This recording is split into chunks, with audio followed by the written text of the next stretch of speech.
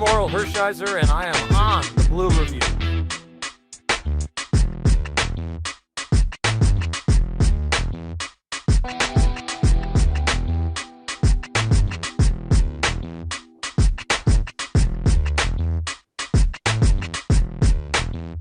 Hey, this is Sean Green. You're watching the Blue Review.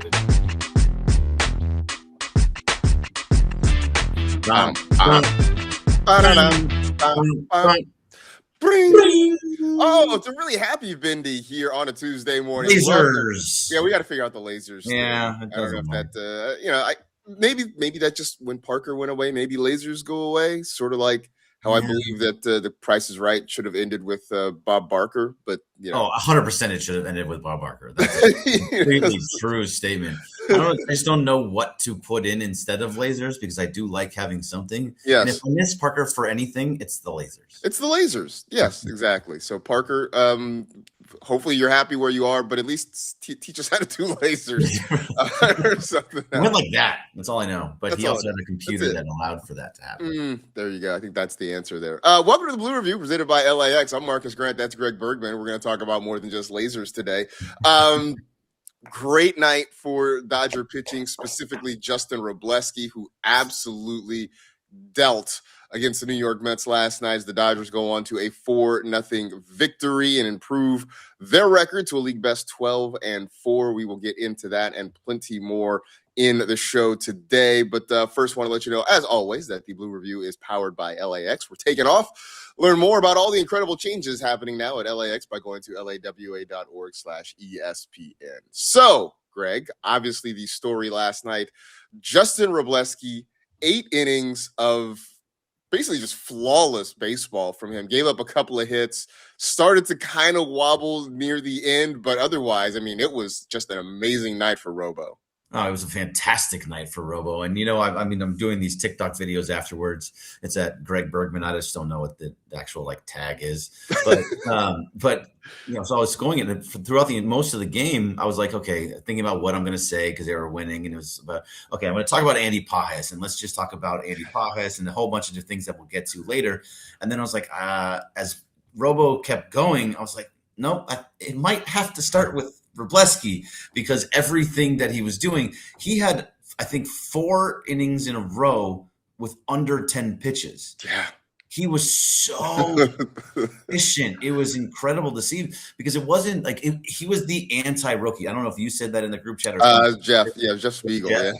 He was the anti-rookie. He was attacking the zone, inducing soft contacts, getting some hard contact too, but that hard contact was on the ground and right at guys in the infield. He wasn't letting anything out of the infield. Until Alvarez hit that single in the 8th inning. I thought that the other one was just the one from Polanco was just a little teeny tiny dribbler that just happened to get through. I thought he was going to get robbed of a no hitter because of that, but then Alvarez comes through with a real base hit. Robleski was fantastic the entire time. I just loved how he was attacking the zone, and he does it with 2 pitches, Marcus, which is crazy. It's a fastball and a slider, and that's it. That's it. That's all he's got.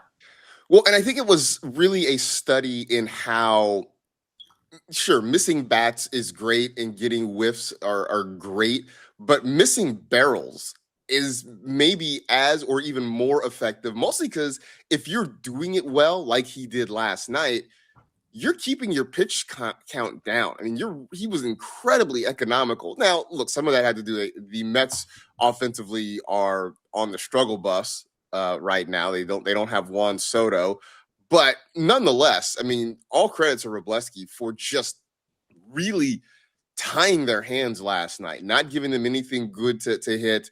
As you mentioned, when they made decent contact, it seemed to be right at somebody most of the time. I mean, this was just incredibly efficient for a guy who essentially is the 6th starter right now. I mean, he came in when they started to go to the 6-man rotation after the first couple of weeks of the season.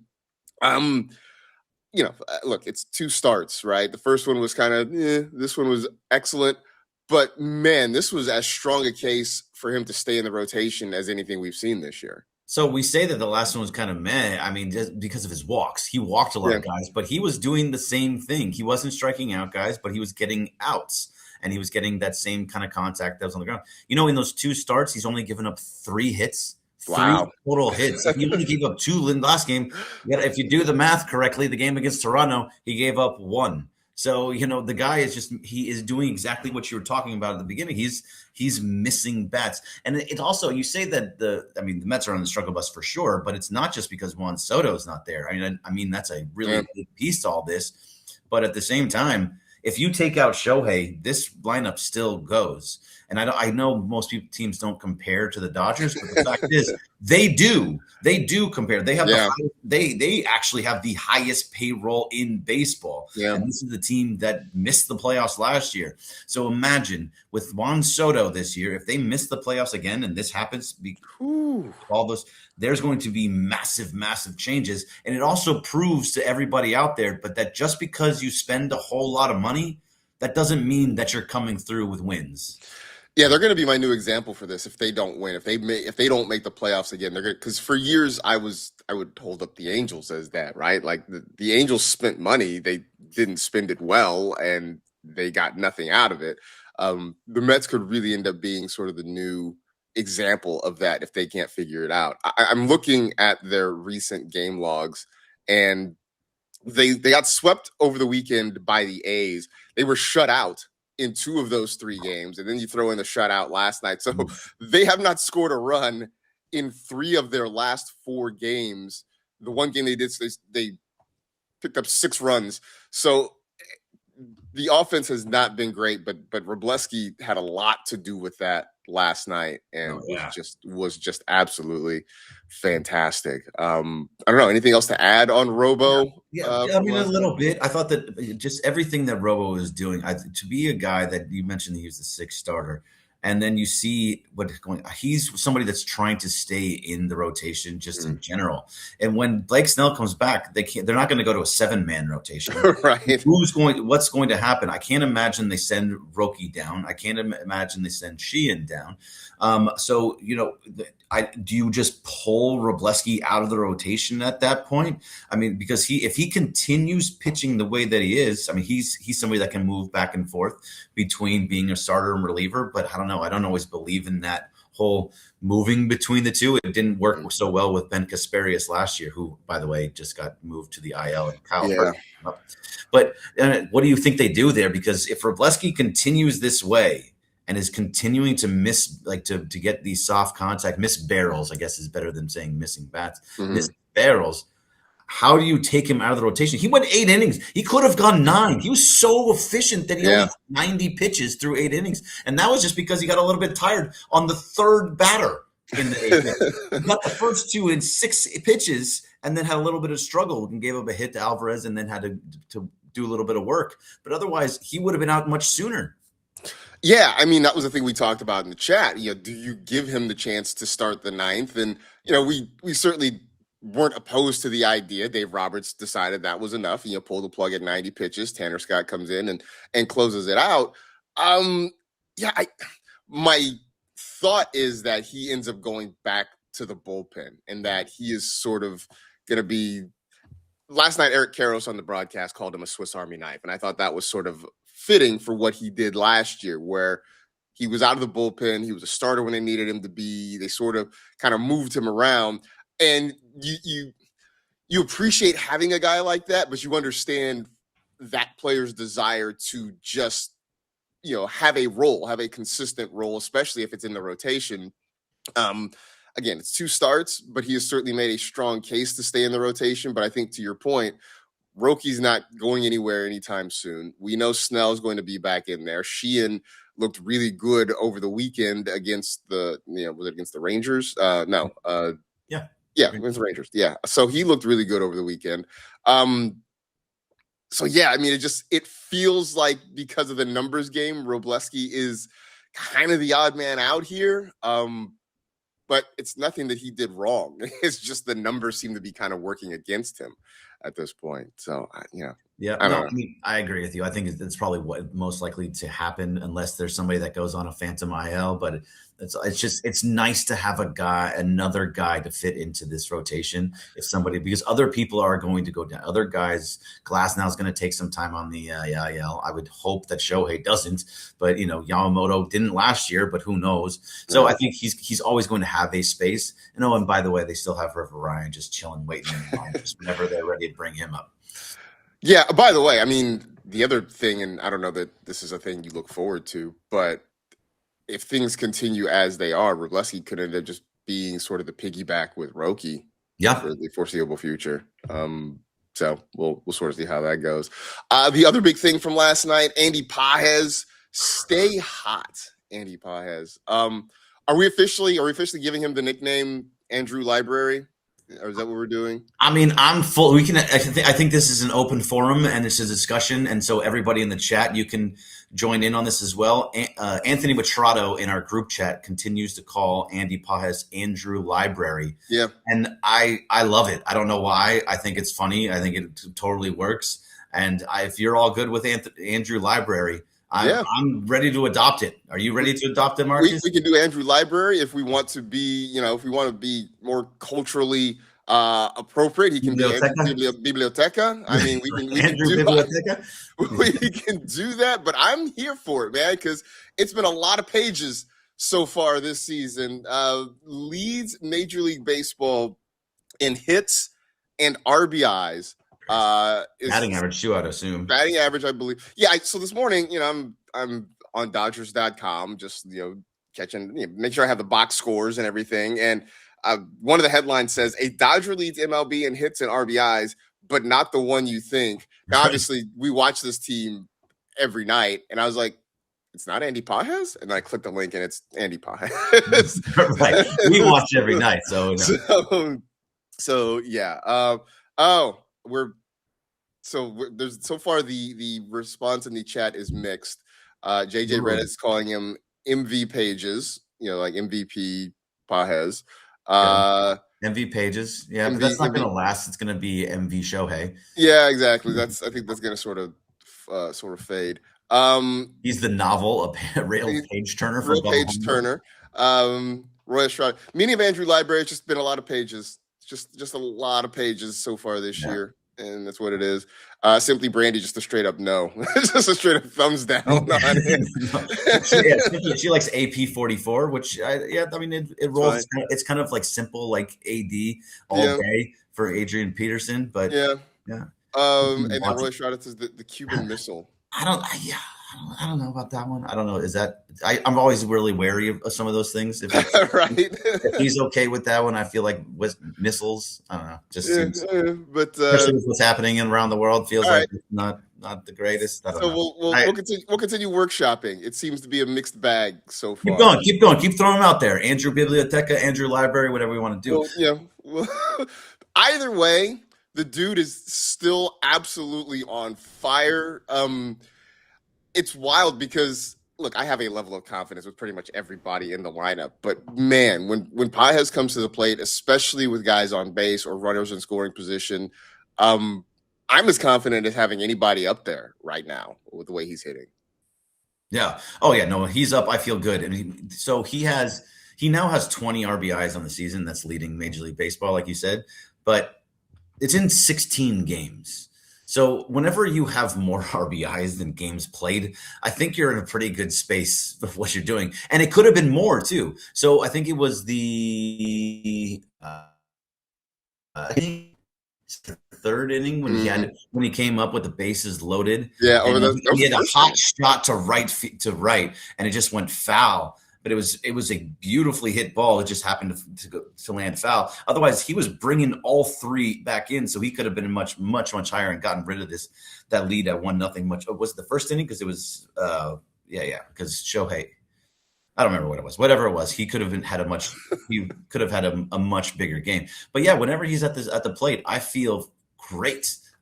It's like, oh yeah, okay. Oh, here comes Andy. He's going to do something. Yep. Because you are comfortable. And I read a story yesterday about kind of why this is all happening. I don't know if you saw this one. I know Bill Plunkett had it out, and I think others did too, that in the off season, he spent 30 minutes to an hour every single game on the project, on the virtual players. So it's like a screen, and it mimics whoever you want it to mimic. He's an hour, a half hour to an hour on it every single day. And he used Paul Skeens, over and over and over again, because he wanted to see as much movement as possible on the pitches.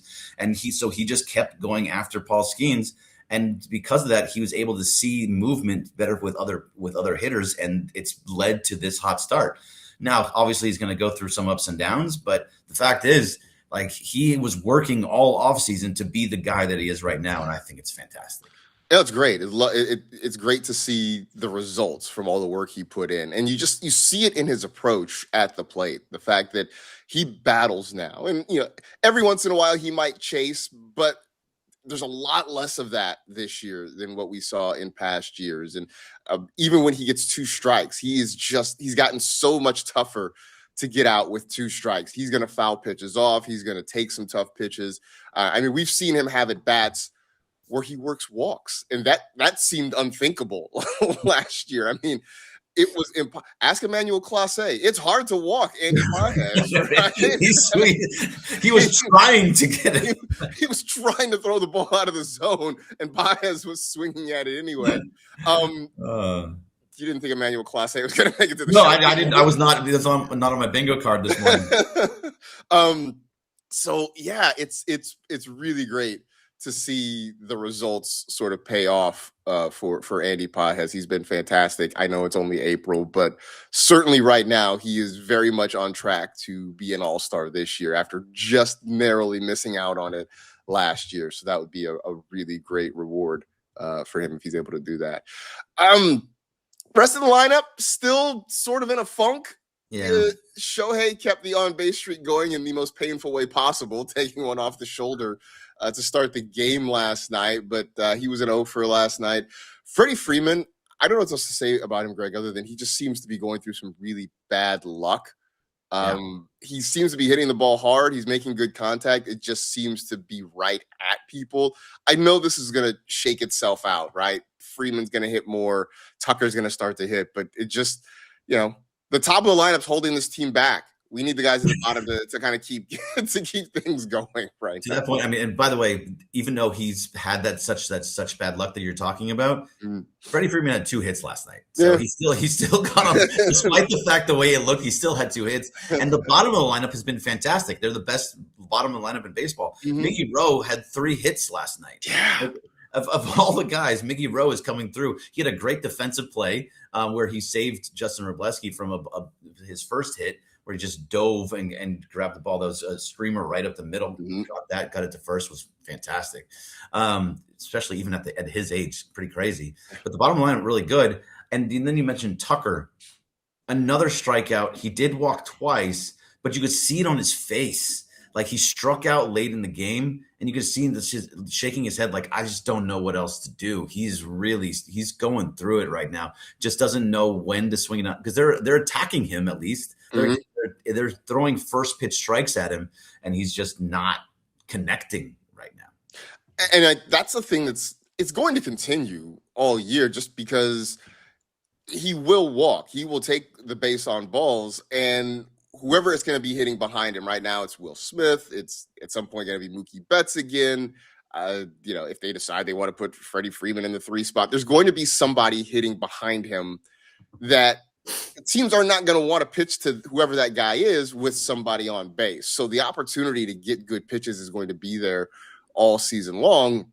And, I get it. He's in a bad spot right now. He's going to work out of it. He's too good. He's been too good for too long to not think otherwise. It's just, I'm with you. You can see it on his face. You can see the pressure. You can see him wanting to, be the guy to contribute a little bit, and it's not quite happening for him yet. The only thing I can think is maybe he needs a hug. Maybe he needs a hug from Dave Roberts. Dave has not given out a hug that I'm aware of yet this season.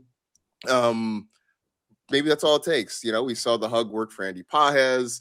It would worked for who's the pitcher Who that is the pitcher? I don't remember his name of it currently, but he became a great pitcher the rest of the season. right after we got a hug. Yeah, So maybe for a little they, bit, at least. I don't know if that's how Kyle Tucker operates. Not everybody, wants a hug from the manager, but maybe that's just what he needs to. I mean, do you want to, if his hugs have power, right? Do you want him to be using his hug power through 16 games of the season? Yeah, it's a little early. We kind of think about it like, okay, it's only April 14th. It's only been 16 games. Let's kind of let this play out. He probably needs how many at bats? 100, 150, 200 at bats before we start thinking like, okay, something's wrong.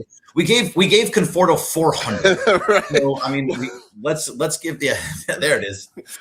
There it is. Yeah, the hug is powerful, but he has is. to use that power for good. Just like my villain, I can't use it just on anybody this early. I have to use it for good to be able to switch somebody around, and it's not time yet. So time for the hug just yet. Johan Ramirez, that's right.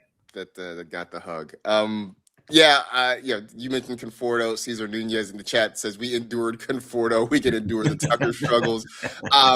The Conforto thing was weird because it felt like they kept trying to get him out of the lineup, and for whatever guys would get hurt or just for whatever reason they could never completely put Conforto on the bench. Even though I'm sure at some point they're like, we just can't play this guy. He just kept sticking in the lineup because he would have a game that he's like, oh, okay, there was a couple hits. Well, maybe he's turning it around, and there's injuries, so we have to keep doing it. But I also saw Bubba Holmberg says maybe an ovation from the crowd that worked for Mookie, worked for who was it? It was Trey Turner that really worked for him. Dodger Dog says Tucker looks like he hasn't bought in, sits alone on the bench. See, I think that's interesting because that was kind of the conversation around Kyle Tucker before he got here. It's like, how is he in Doug Tracker? That's amazing, Carlo. It was how he is in the clubhouse, how he is in the dugout, and whether or not he's good for those situations. And there was some mixed reports on that about whether or not he is good fit for this situation. And everybody thought, okay, he's coming into here. He doesn't have to do much of anything. He just has to hit behind Shohei. Now, I think we'll see more about those stories, and I'm not jumping to that conclusion yet, but that was something that was out there before the Dodgers signed him. Yeah, and I think there's a couple ways to sort of think about that. I mean, one of the things that's been great about this version of the Dodgers over the last 5+ years has been they have found a way to bring everybody in, right? That here they are, this collection of stars. You've got guys with MVP awards, guys with Cy Young awards, and this group really has been close knit. That the fact that Shohei Ohtani was kind of the most mysterious superstar in baseball for all those years in Anaheim has come in and really has become kind of a focal point in terms of just the way people gravitate toward him, the way he interacts with other people. So I still want to believe that is possible with Kyle Tucker. The other part is maybe he's sitting alone just because he feels bad. Like, maybe it's just him sort of struggling and not really knowing how to deal with it and sort of separating. Maybe it's just him being in his own head a little bit. Through 16 games, like you said, it's hard to pass final judgment on it. But I think part of coming to this team now and seeing how they've won in recent years, I think part of that is sort of understanding that you can't really be an island in this clubhouse, that you're going to have to sort of assimilate with everybody. And sometimes I feel like that's a bad word, but it's just, becoming part of this group, because that's why they've been part of why they've been successful is, they actually like each other. Yeah, very, very well could. There's a couple things in here before we go that I want to get to, because Simply Brandy says maybe they should flip Tucker and Freeman in the lineup, and Easy says Bat Pages second, ride the hot bat. I think both those things are interesting. I don't think the Dodgers are, and I don't think anybody should be ready to flip this lineup. I also really like, I don't know how you feel, Marcus, but I really like Pages in the 6th spot because it just lengthens your lineup. Because if somebody gets on ahead of him, if you get all those top guys on ahead of him, you want Pages there to be cleaning that up and be able to get those pitches, because once you have all those guys at the top that you have to be so careful with, they almost feel like, okay, we can kind of breathe a little bit because we're getting towards the bottom, and Pages is not letting them breathe. And that's raising the pitch count, doing a lot of things. And so I don't think any type of flip in the lineup is cause for anything yet. Yeah, not yet. But also, Pages is sort of playing the role that Max Muncy did for years in that sixth spot, just to kind of lengthen the lineup and almost flip it over again. So, no, it's great. I think you leave him where he is. I think, you give Tucker an opportunity to sort of work things out in the 2 spot. Here's the thing: they're 12-4. They're, everything is.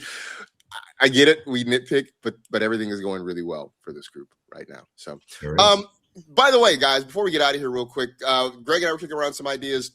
What is it that you guys want to hear or see from us on the show? Any topics that we're not hitting consistently that you'd like us to talk about? We got obviously more mailbags and get you guys more involved. But if you have any ideas, certainly you're welcome to, in future shows, leave them in the chat or hit us up on social media and just kind of give us some thoughts on what it is you want to see and hear on the Blue Review, because this is your show as much as it is our show as well. So always open to suggestions from you guys, especially because you guys are willing to get up early in the morning and hang out with us. Exactly. We want to make it as best as possible. So whatever, if you think that you want to see more mailbags, you want to talk more for the chat, you want to do different things, let us know. We will we will do as much as possible to keep you guys entertained. We'll work on lasers, Ruben. We'll text Parker and we'll see how we can make lasers happen. We'll figure that out as well. But that'll do it for this edition of the Blue Review. Thanks to you in the chat. Thanks to Carlo for production assistance as well. Stick around. Sedano and Cap Morning Extravaganza coming right at you. Back here tomorrow, 6:30 to 6:55. Yama on the hill tonight against the Mets. We will see you tomorrow. See you, everybody. See you.